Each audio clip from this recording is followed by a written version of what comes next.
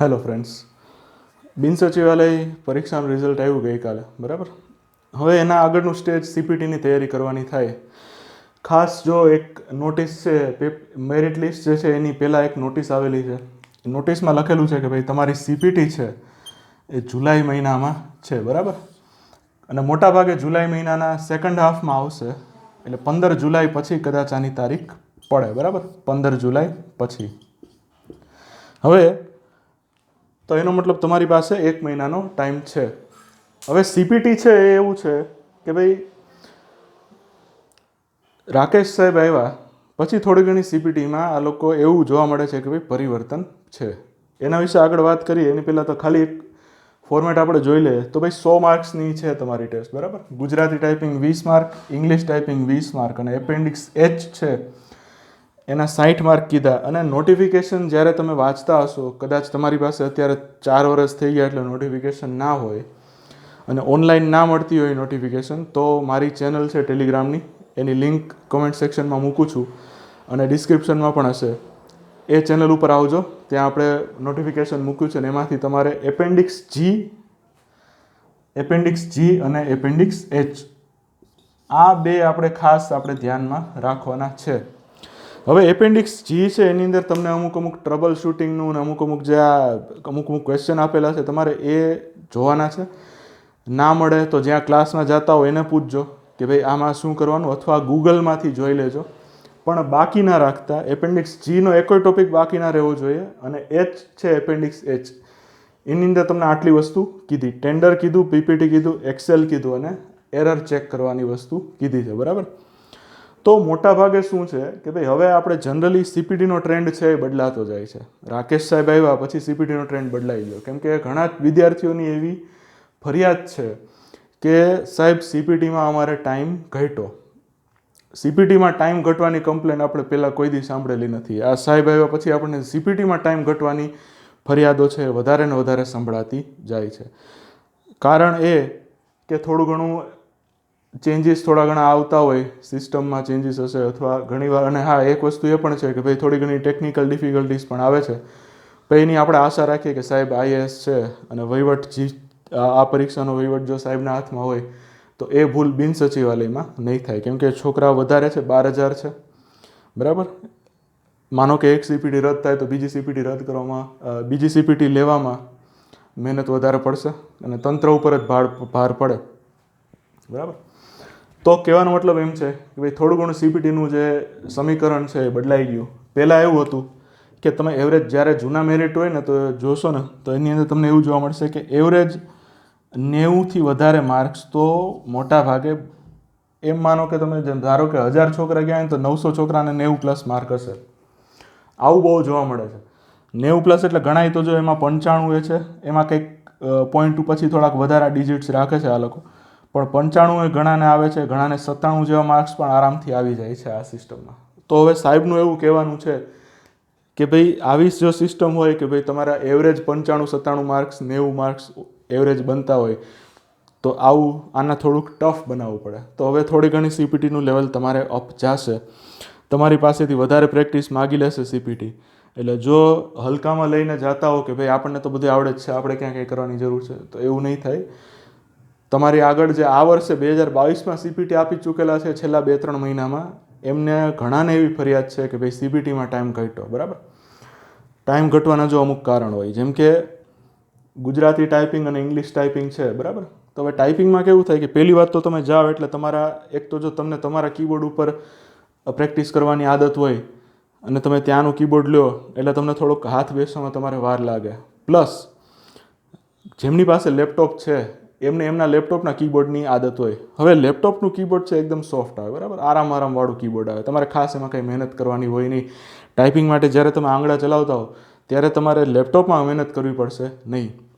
પણ તમારે આવું ના થાય, તમને જે કડક કીબોર્ડની આદત હોવી જોઈએ એના માટે તમારે છે જ્યારે સીપીટીની પ્રેક્ટિસ ચાલુ કરો, ટાઈપિંગની પ્રેક્ટિસ ચાલુ કરો ત્યારથી એક કીબોર્ડ લેવું પડશે, બરાબર. અથવા સાયબર કાફેમાં આવી જાઓ, એવું નથી કે ખર્ચો કરવો જ. સાયબર કાફે હોય તો ત્યાં પણ જઈ શકાય પ્રેક્ટિસ માટે. પણ એક કીબોર્ડ છે ને, કડક કીબોર્ડની આદત રાખવાની એટલે શું થાય કે ભાઈ એક્ઝામમાં આપણને કાંઈ એવું કોમ્પ્યુટર આવી ગયું, લગભગ તો પહેલાં જીપીએસસીમાં જ મોકલે છે, પણ એ જસ્ટ ઇન કેસ છોકરા વધારે છે તો બીજે ક્યાંય મોકલે, તમને સીપીટી આપવા માટે બીજે ક્યાંય મોકલે સેન્ટરમાં, તો તમને એક કડક કીબોર્ડની આદત હોવી જોઈએ. કડક એટલે કેવું કે ભાઈ પેલું આપણે જે પીસીમાં હોય ને, લેપટોપવાળું નહીં, પણ જે પેલું મોનિટર, સીપીયુના કીબોર્ડ બધું અલગ અલગ આવે, એવા કોમ્પ્યુટરમાં જે કીબોર્ડ હોય ને એ થોડાક કડક હોય, મહેનત થોડીક વધારે લાગે. તો એ જે કીબોર્ડ છે ને એની તમને આદત હોવી જોઈએ. લેપટોપના કીબોર્ડની આદત પાડીને જાશો તો ત્યાં તમને અનકમ્ફર્ટેબલ લાગશે, મજા નહીં આવે, હાથ બેસવામાં ટાઈમ જશે, અને એ લોસ છે તમારા સીપીટીના ટાઈમમાંથી જશે. તો એક છે આ, બરાબર, કીબોર્ડની વાત થઈ ગઈ. હવે સ્પીડ છે, ગુજરાતી ટાઈપિંગ અને ઇંગ્લિશ ટાઈપિંગ છે આપણી પાસે, તો ટાઈપિંગની સ્પીડ છે થોડીક વધારે રાખવી પડે, કેમ કે સ્પીડ ઓછી હોય ને પછી તમે ગાંગા થાવ છેલ્લે તો તમને જે આવડતું હશે ને એમાંય તમે માર ખાઈને આવશો. એના કરતાં સ્પીડ થોડીક વધારે રાખવાની. ગુજરાતી ટાઈપિંગ છે ને તો ટ્રાય કરવાની કે 25 વર્ડ પર મિનિટની સ્પીડ આવે, 25 વર્ડ્સ પર મિનિટની સ્પીડ આવે એવી ગુજરાતીમાં ટ્રાય કરવાની. અને ઇંગ્લિશ છે કેવી રીતે સ્પીડ આવશે એ કહું છું આરામથી, પહેલાં ટાર્ગેટ જોઈને મૂંઝાઈ નથી જવાનું. અને ઇંગ્લિશ છે એની અંદર 30+ તો હોવી જોઈએ.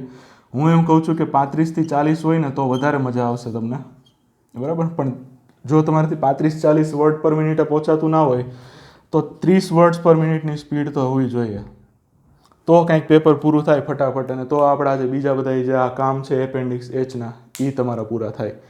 બાકી ટાઈપિંગમાં ટાઈમ બગાડી રાખશો, પછી પાછળ રહી જશે, પછી ત્યારે ગાંગા થશો અને પેપર બગાડીને આવશો.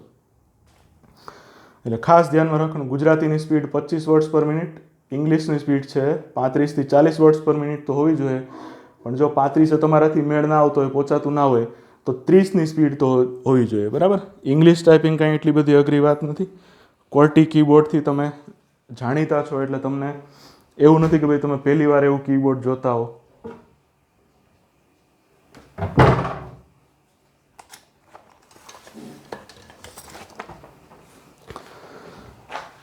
તો એક આ ટાઈપિંગમાં છે તમારે સ્પીડની ધ્યાન રાખવું, જેથી આગળ ક્યાંય ટાઈમ ઘટવાની કે એવી ફરિયાદ છે આપણે આવે નહીં.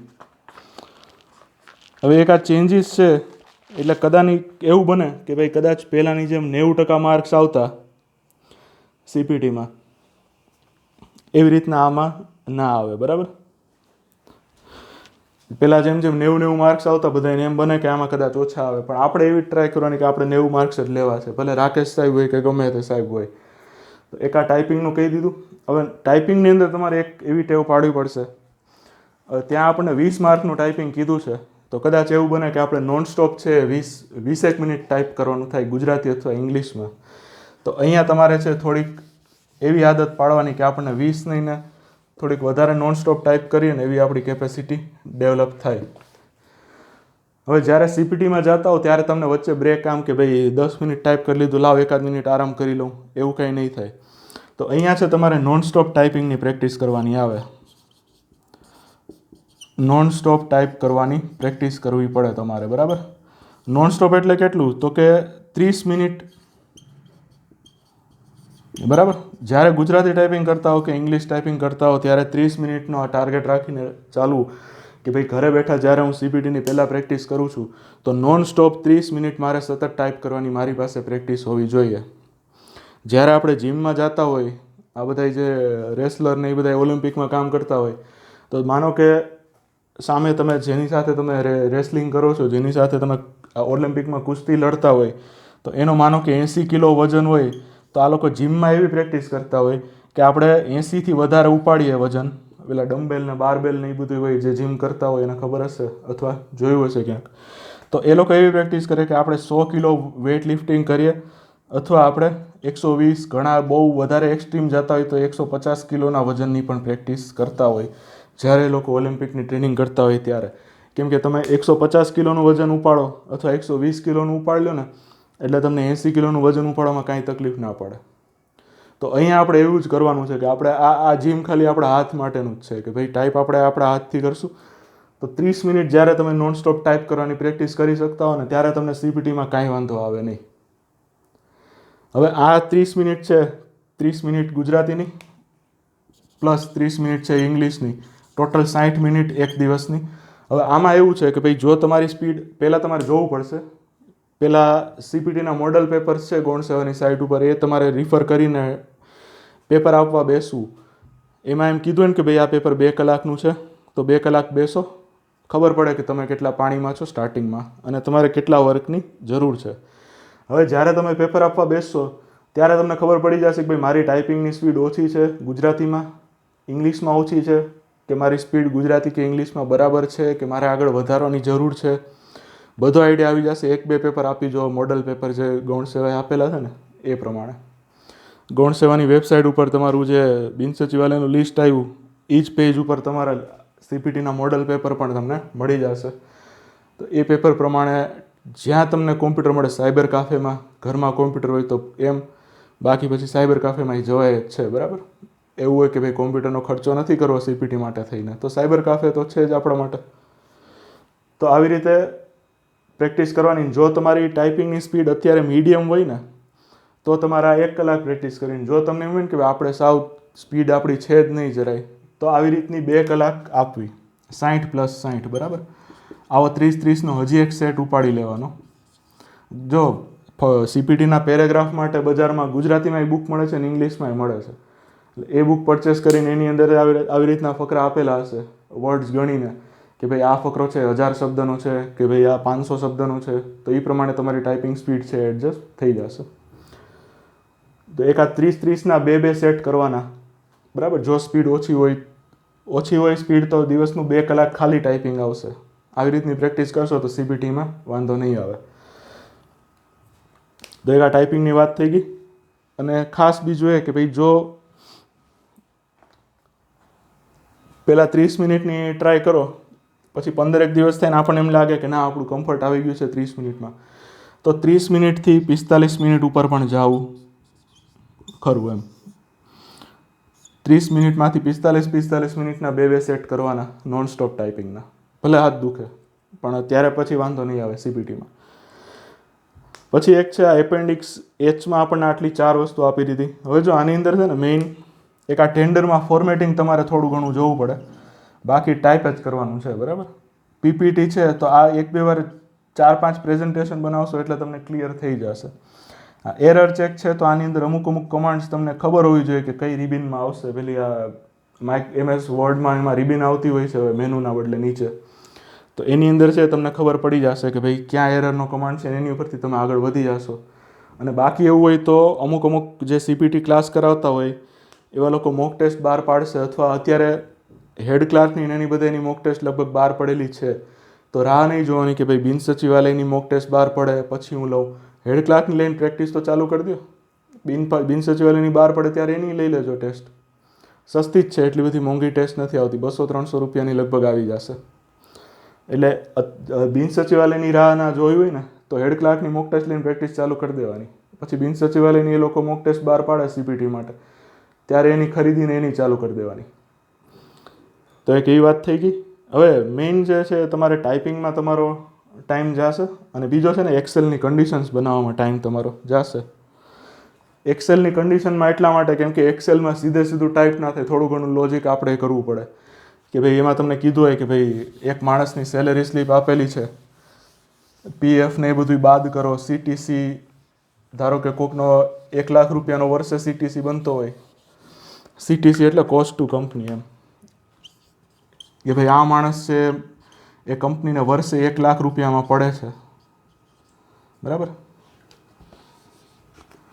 1 લાખ રૂપિયામાં પડે છે તો આની અંદરથી કેટલો સીપીટી પેલું શું કહે ને PF કાપો, ટેક્સ કાપો, પછી એનો ઇન હેન્ડ કેટલો આવશે, તો આના માટેની કન્ડિશન્સ હોય. પછી ધારો કે તમને કીધું હોય કે ભાઈ 5 છોકરાઓએ પરીક્ષા આપી, બરાબર, આ 5માંથી 200 માર્ક્સની પરીક્ષા હતી, આમાંથી 100 માર્ક્સ પાસિંગ છે, તો 100થી નીચેનાને ફેલ કરો, અને 100 અથવા 100થી વધારેના હોય, બરાબર, greater than or equal to 100 marks, તો આવાને પાસ કરો.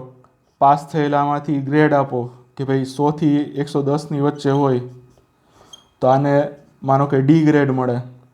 બરાબર, એવી રીતે પછી આગળ D, C, B, A, તો આ રીતના જે ગ્રેડ આપવાની એ બધી કન્ડિશન્સ હોય એ તમારે ડેવલપ કરતાં શીખવી પડે. અંદર અમુક ઇફ કન્ડિશન આવતી હોય, બરાબર, આવી તો એક્સેલમાં ઘણી કન્ડિશન્સ આવશે. તો ખાસ પ્રેક્ટિસ તમારે એક્સેલની કરવી પડશે, કેમ કે આમાં અઘરું પૂછી લીધું ને આપણને કન્ડિશન બનાવતા ન આવડી ને તો મેરિટ આપણું ધોવાઈ જશે. તો અત્યારે ખાસ તમારે શું કરવાનું છે, આ બધી વસ્તુ જ આવડી જાય એવી છે. આ ટેન્ડર છે, ખાસ કાંઈ અઘરું નથી. ટાઈપિંગ તમારે ખાસ શીખવાનું છે, એનું ટેન્ડરનું ફોર્મેટિંગ શીખવાનું છે. પીપીટી બનાવવામાં એ કાંઈ એટલી બધી અઘરી વાત નથી, એરરમાં એટલી અઘરી વાત નથી.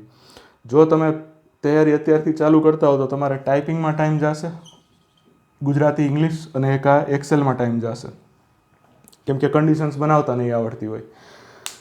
તો આ ત્રણમાં જ તમારે ખાસ ધ્યાન આપવાનું છે. અને ટાઈપિંગમાં કીધું એમ નોન સ્ટોપ ટાઈપિંગ કરશો તો તરી જશો, બાકી પછી રહી જશો. અને અત્યારે હજી કોક એવું હોય કે ભાઈ હમણાં રિસન્ટલી સીપીટી આપેલી હોય એવાને મળી લઉં, એટલે ખબર પડે કે ભાઈ લેવલ ક્યાં પહોંચ્યું છે. કેમ કે સાહેબનું એવું માનવું છે કે ભાઈ કાંઈ 90 માર્ક્સ એવરેજ ન હોય એ કોઈ પરીક્ષામાં, તો થોડું ઘણું ટફનેસ એ લોકો વધારે છે. તો આ છે તમારો બિન સચિવાલય સીપીટીનો આટલી અમુક ટિપ્સ હતી અત્યારે આપી. નેક્સ્ટ કાંઈ હશે તો નેક્સ્ટ આપશું ફરી બીજી વાર. કાંઈ ક્વેશ્ચન હોય તો આપણી નંબર એ બધા ઓન જ છે અત્યારે, બરાબર. બાકી કાંઈ હોય તો કોમેન્ટ સેક્શનમાં પણ આપી શકો છો. Okay, thank you.